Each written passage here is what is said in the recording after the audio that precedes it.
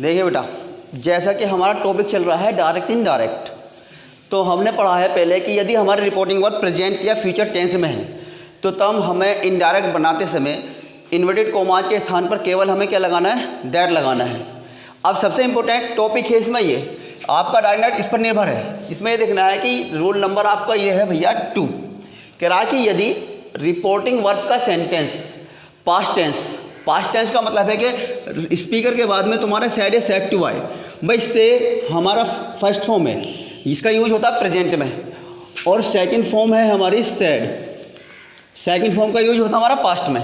तो कहने का मतलब ये है कि यदि रिपोर्टिंग वर्ब का सेंटेंस पास्ट टेंस का मतलब सेड या सेड टू में दिया हो, तब इनडायरेक्ट बनाते समय रिपोर्टेड स्पीच के सेंटेंस की वर्ब यानी क्रिया को बदलते हैं। जैसे आप देखें, आई सेड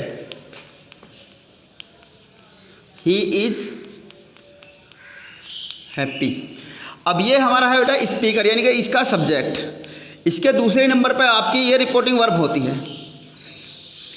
और अगर यहाँ पे क्या दिया है आपका सेड या सेड टू, तो इसका मतलब ये है कि ये हमारी जो है रिपोर्टिंग वर्ब किस में है, पास्ट टेंस में।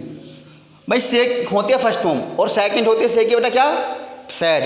तो सीधी सी बात क्या होगा कि सब्जेक्ट के तुरंत बाद अगर सैड आता है तो हमारी रिपोर्टिंग और किस में है, पास्ट टेंस में। तो ये कह रहा है कि जब पास्ट टेंस में होगी हमारी रिपोर्टिंग और पास्ट टेंस में होगी तो ये रिपोर्टेड स्पीच है ये सब्जेक्ट होता है इसका, इसके बाद वाला जो वर्ब है ये, इसको हमें चेंज करना है। तो इसके चेंज करने का तरीका है भाई, इसको आप बिल्कुल ध्यान से याद रखेंगे। ये चार्ट आप डायरेक्ट स्पीच,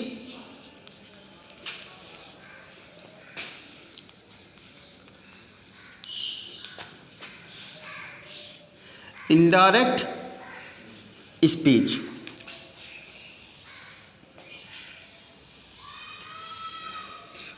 सबसे पहले आ जाएगा नंबर 1 पे लिख लें आप प्रेजेंट।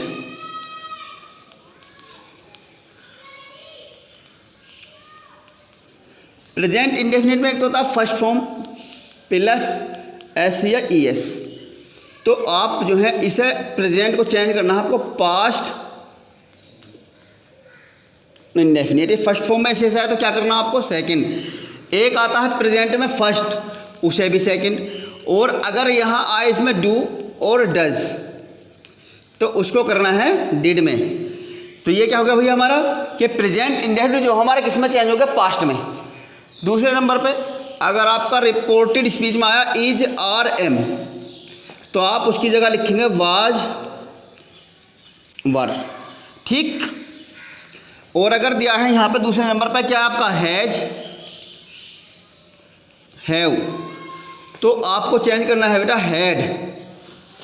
चौथे नंबर पे आ जाए आप, अगर दिया आपका हैज बीन या हैव बीन तो उसको चेंज करना है आपको हैड बीन में। अब आप देखें बेटा ये तुम्हारा टोटल प्रेजेंट है। भाई प्रेजेंट के 4 पार्ट होते हैं, इंडेफिनिट, कंटीन्यूअस, परफेक्ट, कंटीन्यूअस। तो इज आर एम का क्या करना है आपको, वाज वर। और हैज है वो चेंज करना है हेड में, और हैज बीन हैव बीन को चेंज करना है बेटा आपको हैड बीन में। तो आप ये देखेंगे ये टोटल प्रेजेंट हमारा किस में चेंज हो गया, पास्ट में। अब आगे आ जाओ आप, ये तो याद हो जाएगा आपके।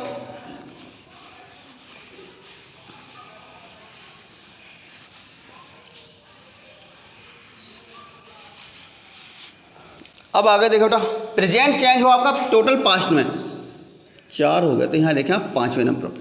फिर आ जाए पास्ट, क्योंकि प्रेजेंट तो हमारा चेंज हो गया पास्ट में। अब पास्ट का क्या करना है आपको, पास्ट इंडेफिनिट की पहचान यही थी, इसमें सेकंड फॉर्म का यूज होता है। या फिर आपको डिड यानी इसकी साइकिल और डिड के साथ में कौन सी वर्ब आती है हमारी, फर्स्ट।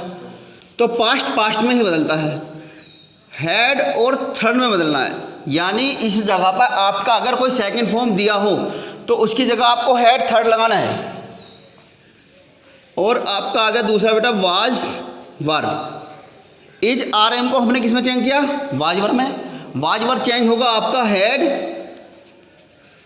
बीन में, ठीक। उसके बाद आया बेटा पास्ट में आता है हेड यानी परफेक्ट, और एक आता है बेटा पास्ट परफेक्ट कंटिन्यूस यानी साइकिल क्या उसकी, हैड बीन। तो आप क्या करेंगे इसे नो चेंज। प्रेजेंट हमने टोटल बदल लिया किसमें बेटा, पास्ट में। अब आ गई पास्ट की बात, तो पास्ट इंडेफिनिट किसमें बदल गया, हैड थर्ड में, और वाज वर बदला हैड बीन में। अब क्या बचा, हैड और हैड बीन। जब ये दोनों इसमें बदल गए तो इन दोनों को किसमें चेंज नहीं करना, यानी कि हैड आया तो हैड का हैड ही रहेगा और हैड बीन का हैड बीन ही। अब आगे देखें तो ये बात हुई किसकी भैया, पास्ट की। प्रेजेंट बदला पास्ट में और पास्ट को बदला किसमें हमने, पास्ट में ही।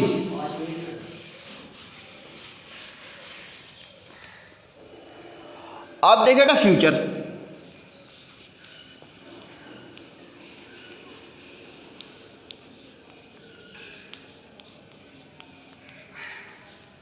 Future indefinite.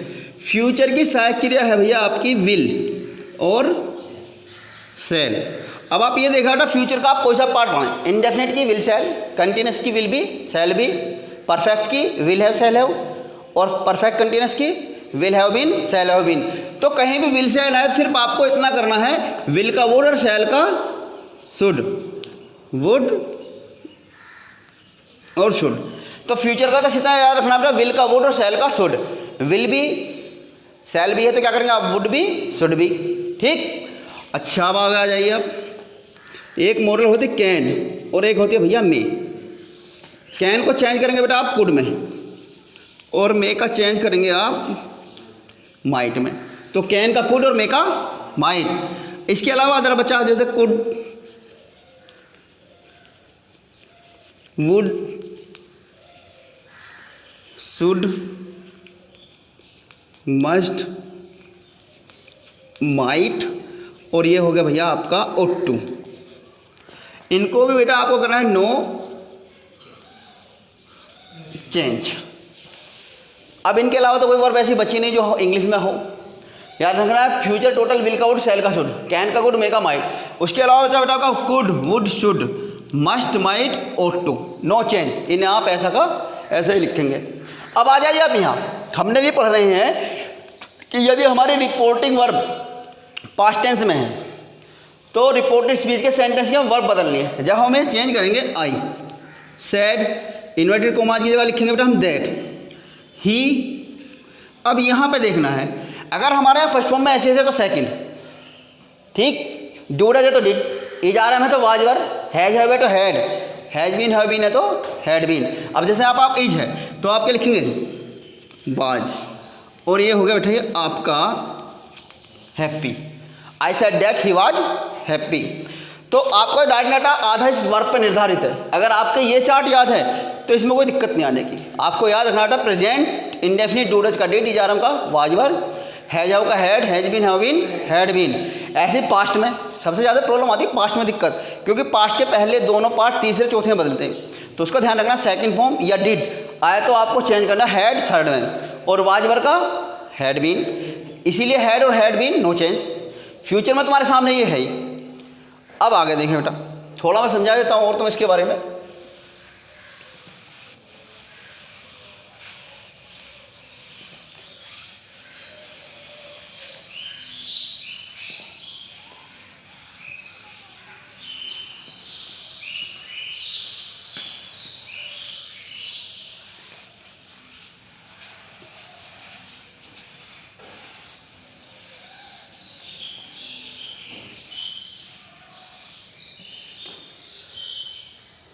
देखे भाई, अब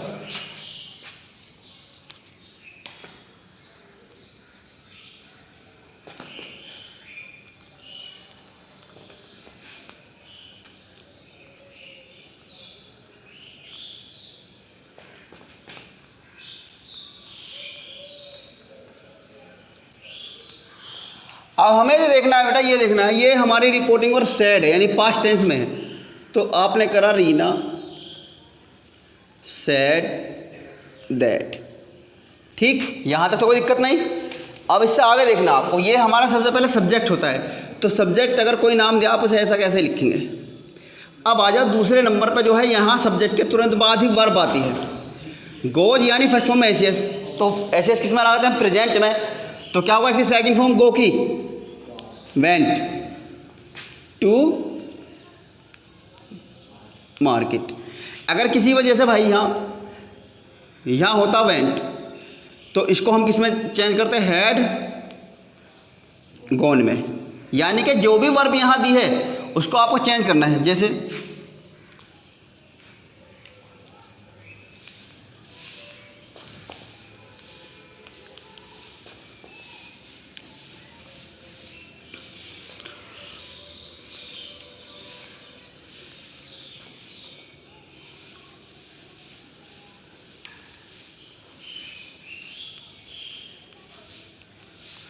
अब ये आप क्या होगा, Seema said to him, Seema ने उससे कहा Radha did not write a letter.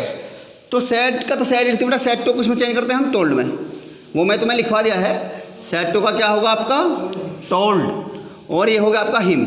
Inverted coma जी का क्या लिखेंगे बेटा आप, दैट। सब्जेक्ट है आपका राधा। ये लिखने के बाद तुरंत आप आगे पहुँचे, ये क्या है भाई, डिड। अभी मैंने लिखवाया कि पास्ट इंडेफिनिट किसमें चेंज होना है, पास्ट परफेक्ट, यानी डिड आएगा तो हमको क्या लिखना है, हैड। अब यहाँ डिड है तो इसके साथ क्या है आपकी फर्स्ट फॉर्म, लेकिन जब डिड हमारा चेंज किसमें हुआ, हैड में, तो यह क्या हो जाएगा बेटा, थर्ड फॉर्म,